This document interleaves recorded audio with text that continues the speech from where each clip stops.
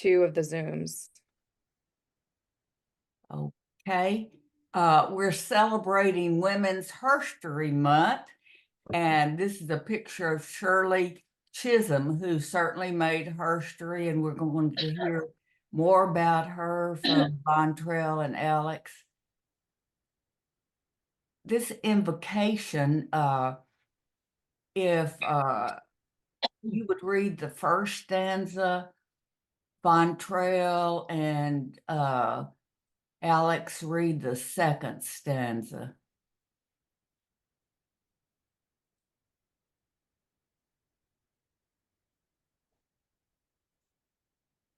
Christ, Sophia, who inspires us all, come to our gathering here this day as we celebrate women, past and present, too often ignored, maligned, cursed, abused, but who have persisted and remain faithful to the vision you have blazed within them. Ashe.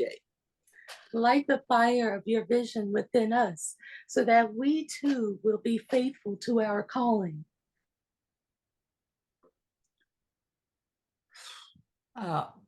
Barb, would you read your original poem and talk about your photo that accompanies it? Sure. Pollen of dawn. The pollen of dawn blesses. The pollen of dawn protects. The pollen of dawn creates new life. New growth comes from the pollen of dawn, guided, directed, sown to be reaped. The germination is within. Birth deep into the body of Mother Earth. Breathe into the soul of all time. Breathe into breath into the spark of life so that all may be nurtured, grow, and be. It is time. The time is now to heal the brokenness, the split. All is a circle, continuous and forever. Join the circle, be the circle, recognize the circle of life, be the pollen of dawn. Now, this poem comes from a chant that I used to do, and it's from the Navajo, and it goes, pollen of dawn, let's see, pollen of dawn is in my hand, the pollen of dawn is in my hand. Let's see, maybe I have to sing it for you because I can't sing. Pollen of dawn in my hand, I have pollen of dawn in my hand, with it I seek the light. And it comes from, in addition to the fact that pollen has been sort of notoriously male, but pollen cannot be collected by anyone but female. So when female collects the pollen, then she carries the pollen to the night sky, and it is her hand that brings the pollen to bring the light to the new day. So that's the piece that comes from the Navajo, so that there cannot be day without the pollen of light being gathered and ignited and held by the female. So that's that was an ancient kind of chant. And I think that there's a lot more of that kind of thing in some of the early traditions around the world where the female has been so left out. And I'll talk about that more when we have our discussion a little bit later about some things that I've just found out recently that I want you all to take some time, if you can, and see this film that's been redone. But that's what the pollen of dawn is in terms to our day comes from the gathering by the female and bringing light into the world. It's beautiful. Beautiful. Beautiful, wonderful. And that's Boulder. That's our mountain, right I can see it from here.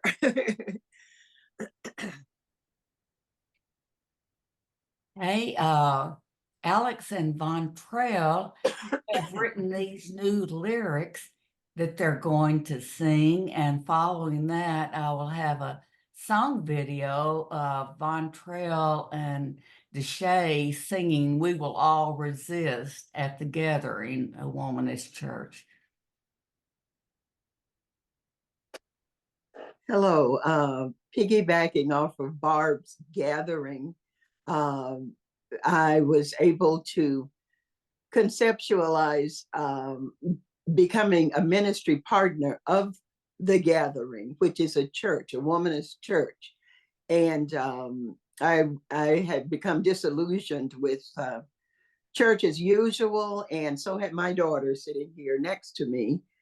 And as we were asked to contemplate what the gathering means to us, this song that I sang as a sixth grader in music came to mind, Wayfaring Stranger. So I decided to take a leaf from Dr. Jan's book to reimagine Wayfaring Stranger.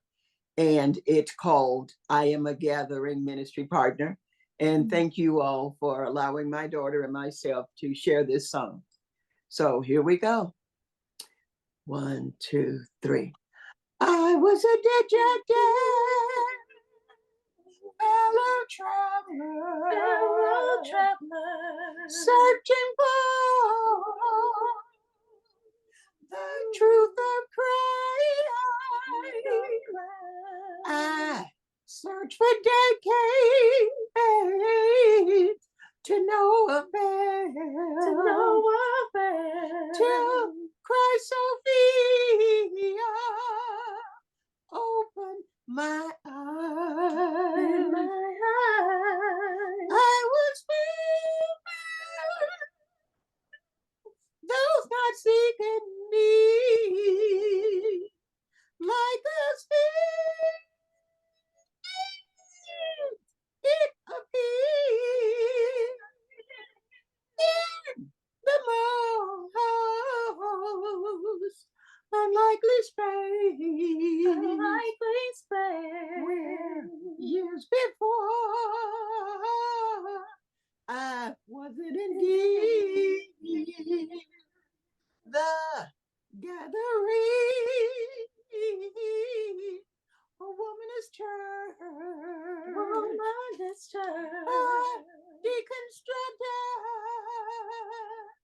of toxic theology.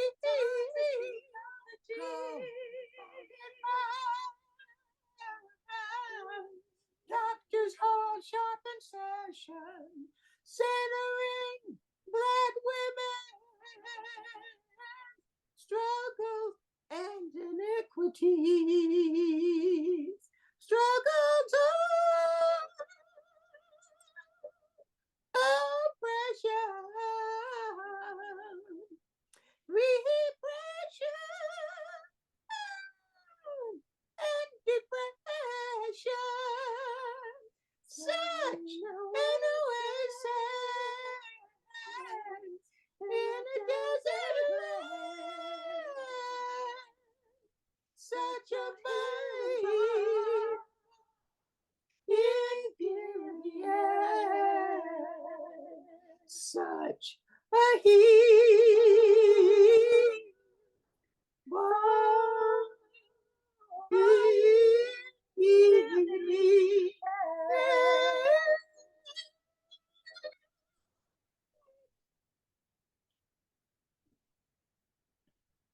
Thank you.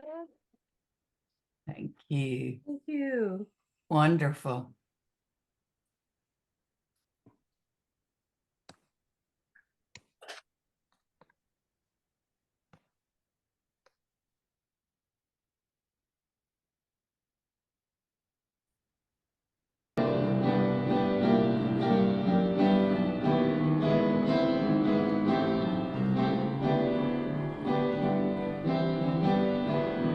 We will rise up, we will all resist.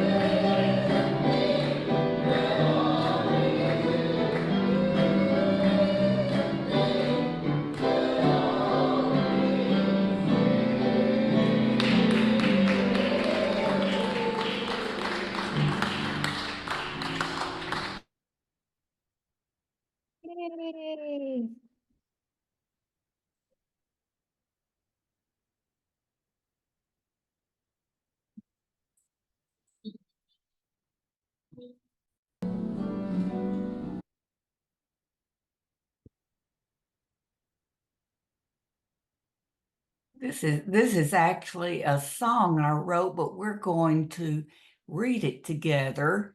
Well, not together. We're going to have readers because on Zoom, speaking together doesn't go so well. So let's see. Barb, would you be reader number 1? Ella, reader number 2. Rhonda, 3. Colette, 4. Winner, 5. Hey,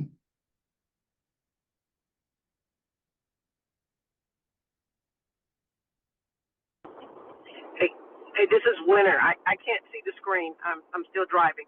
Okay, Von Trail, will you be reader number 5? The women long ignored still rise from sacred page. With wisdom they explored the truth of every age. And still they rise, and still they rise with hope alive, and still they rise. The women preach the word. The Bible makes it clear. Still many have not heard these sisters through the years. And still they rise. And still they rise with hope alive. And still they rise. The prophet Anna sees her vision come to light, and Mother Mary frees oppressed from painful plight. And still they rise, and still they rise with hope alive. Still they rise. Apostle Junia leads and Deacon Faith shows the way, and still they rise. And still they rise with hope alive, and still they rise.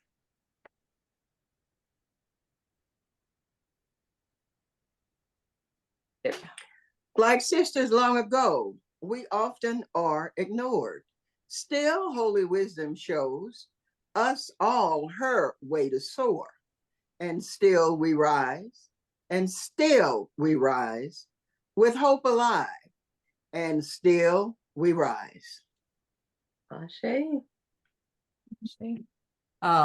Ella's going to celebrate Terry Williams. Okay. Has anybody, can you all hear me? Yeah. Yep. Has anybody heard of Terry Williams? She is president. I ran across this while I was looking at women in history, since this is Women History Month. Terry Williams is president and COO and serves on the board of directors of One Limited Bank, America's largest Black-owned bank. I didn't even know there was Black-owned bank. There are 8 locations with 5 branches. They're located in 3 states, Massachusetts, California, and Florida. It was founded in 1982, and the base is in Boston, Massachusetts.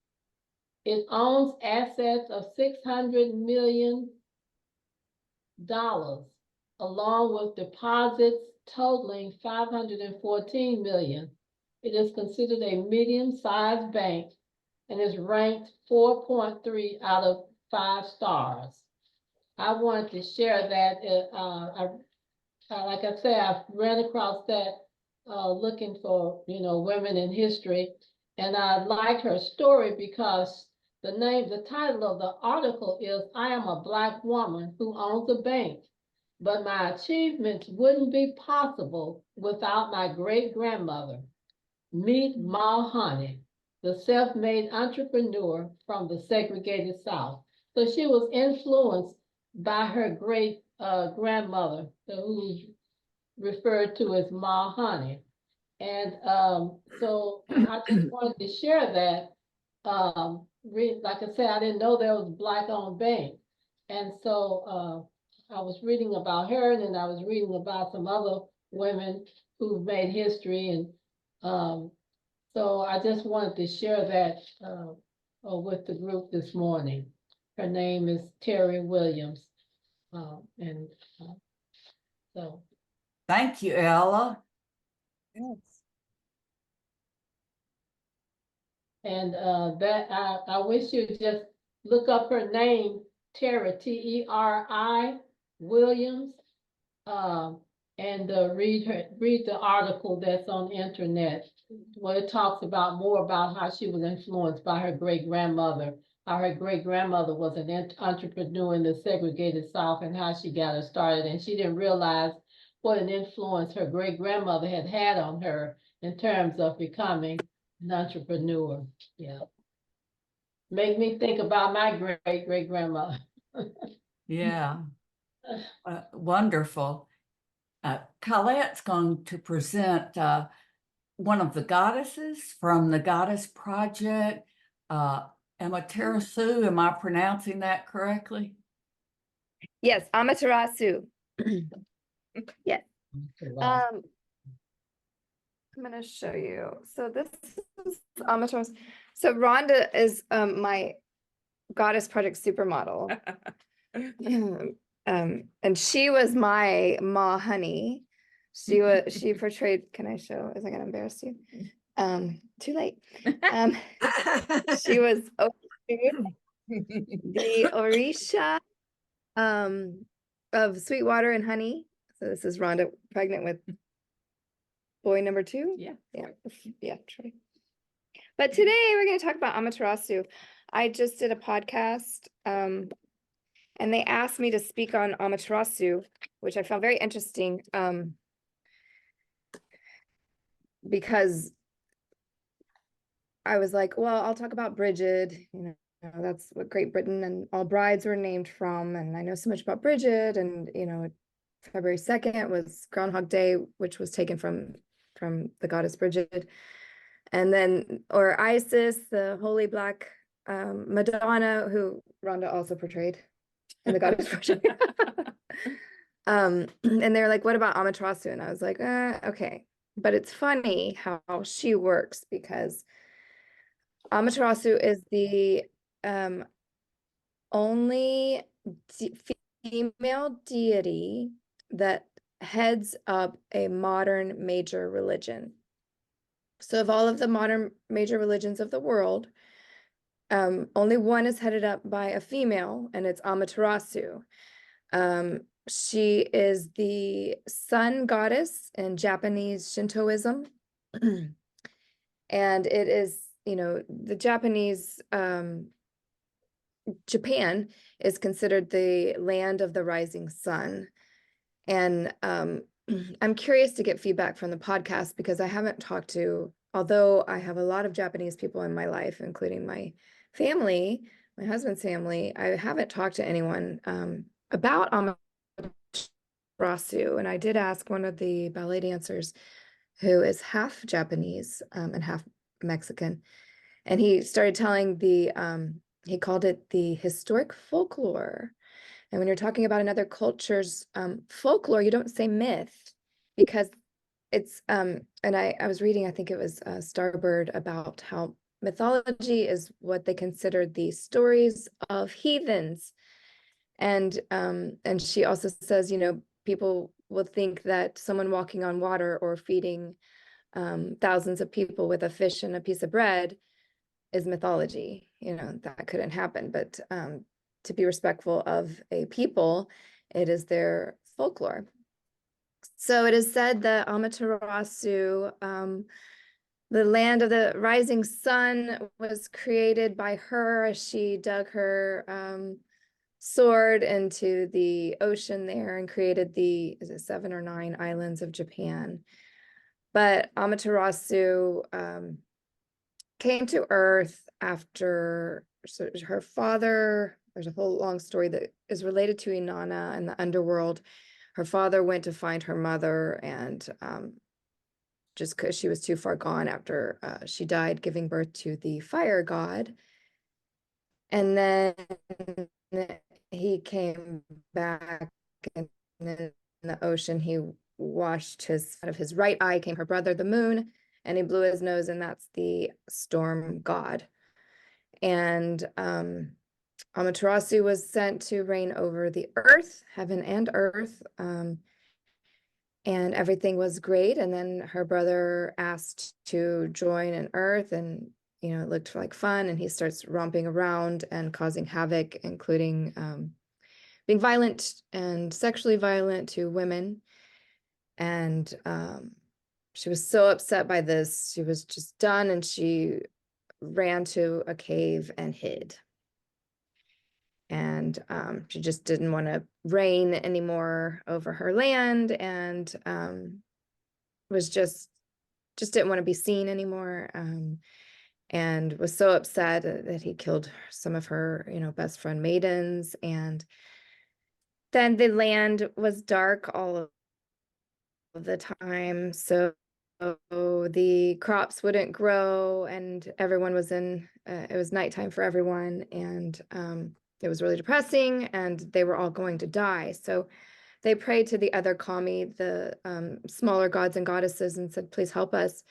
And one of the stories says that 8 kami showed up, and one says that 8 million kami showed up. So again, it's spoken folklore, but a large group gathered outside of the cave and were asking her to come out, and she wouldn't come out. She wouldn't come out. And then it is said that one of the goddesses, I can't remember her name, it sounds like food. She was like, oh, I know how to stir her out, and you have the door of the cave ready. And another kami had a mirror. So this other goddess, that sounds like food, she started dancing, and it said that goddess, one story told me that she was elderly goddess, and one said that she was a beautiful maiden. But she starts dancing like crazy and like doing this strip tease, and people are like laughing and carrying on, and Amaterasu is like a little curious and starts to peep out, and the other kami with the mirror has it held up to the cave, and as she looks out, she sees her own reflection that she'd never seen before, that they all worshipped and needed. And she curiously comes out of the cave looking at that mirror, and then they shut the door behind her, and there she is, and they talk about how important she was, and she doesn't know her own beauty, and how they needed her, and she never did that again. And so in Japan now, there is the famous cave. The entire imperial family, the emperors are allegedly descendants of her. So it's the longest ruling royalty on earth that's ever been written. And it wasn't until after the war, when I guess there were TVs and stuff, and my husband's father said he either heard or saw the emperor for the first time, and they were like, it's just a person, it's just a man, it's not glowing, and the empress is not glowing. And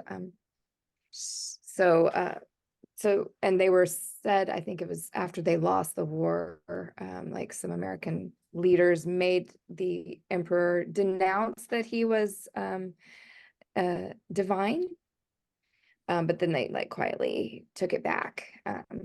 But so that's still going on in Japan. And during the war, they also brought in Buddhism. And so I'm not sure what the people think about her. But that was the founding. And her shrine in south of Japan is visited by, it's either 5 or 8 million people a day. It's the arches, like almost like a pi sign in math.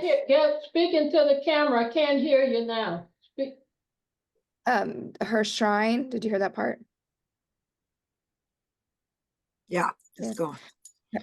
They're visited by 5 to 8 million people a day. And the emperor, what is it called? The, not temple, where the emperor's shrine, holy shrine, is said to have had to house the sword and the mirror and one of her necklaces still. And a priestess is always assigned to oversee that, and her whole life, an unmarried priestess. And some sources say that the emperors were probably empresses first, and it was probably oligarchy first, and but now it's mostly emperors. They look for the male heir. But that's homage Ross too. Thank you, Colette. Thank Thank you. Thank you. Thank you. That Wonderful. was great. Thank you. Interesting, very interesting. Now Winter will present her original poem.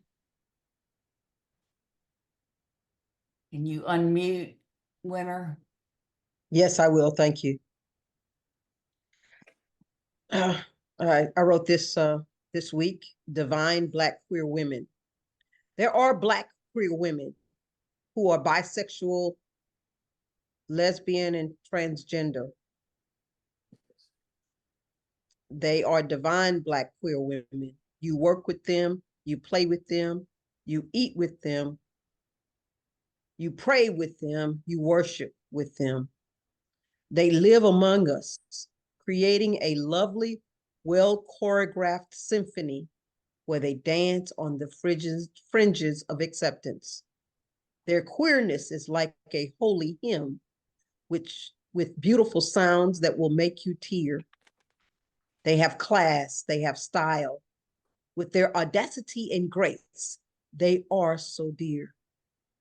Living with Black queer women, one can see their strength and their resilience.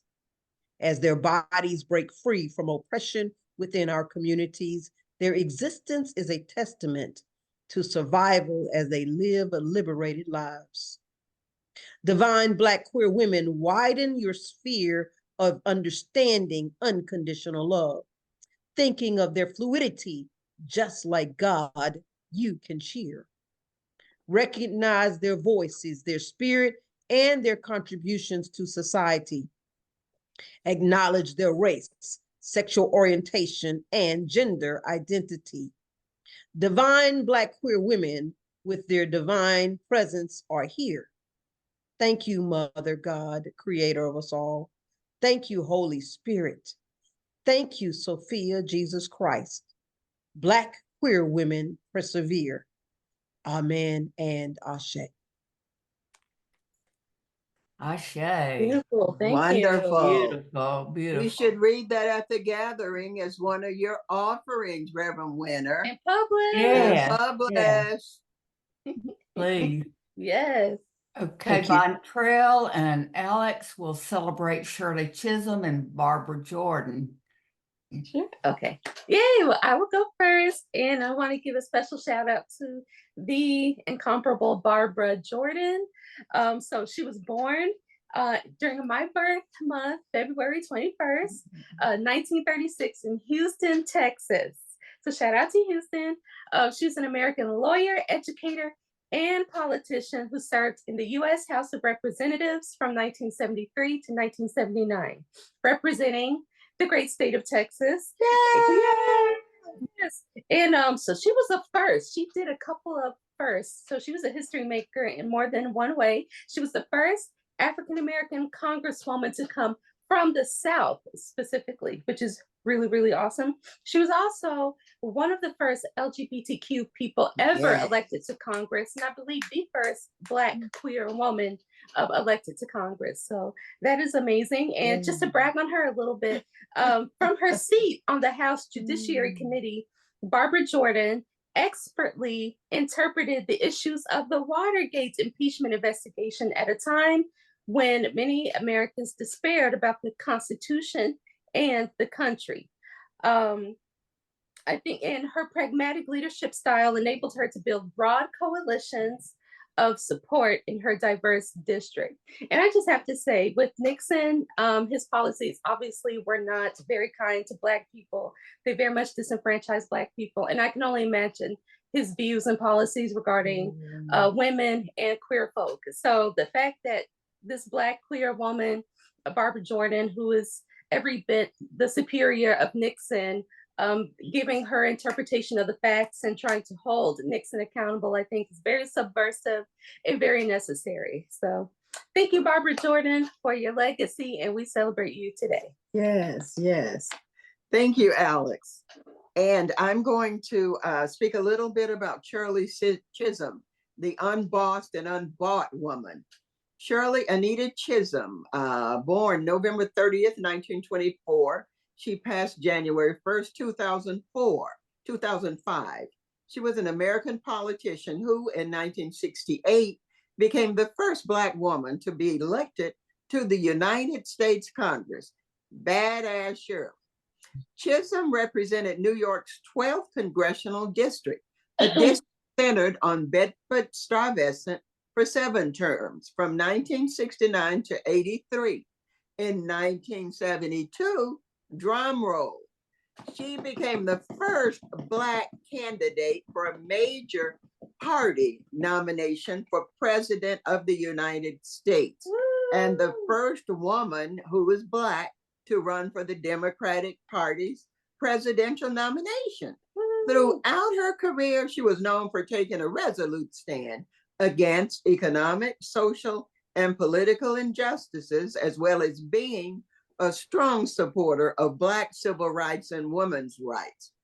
Born in Brooklyn, New York, she spent ages 5 through 9 in Barbados, and she always considered herself a Barbadian American. Yeah. She excelled at school and earned her college degree in the United States. She started working in early childhood education, and she became involved in the Democratic Party's politics in the 1950s. In 1964, overcoming some resistance because she was a woman and also, I add, Black woman, she was elected to the New York State Assembly. 4 years later, she was elected to Congress, where she led the expansion of food and nutrition program for the poor and rose to party leadership. She retired from Congress in 1983 and taught at Mount Holyoke College while continuing her political organizing. Although nominated for an ambassadorship in 1993, health issues caused her to withdraw. In 2015, Shirley Chisholm was posthumously awarded the Presidential Medal of Freedom. Thank you, Shirley Chisholm, trailblazing Black woman.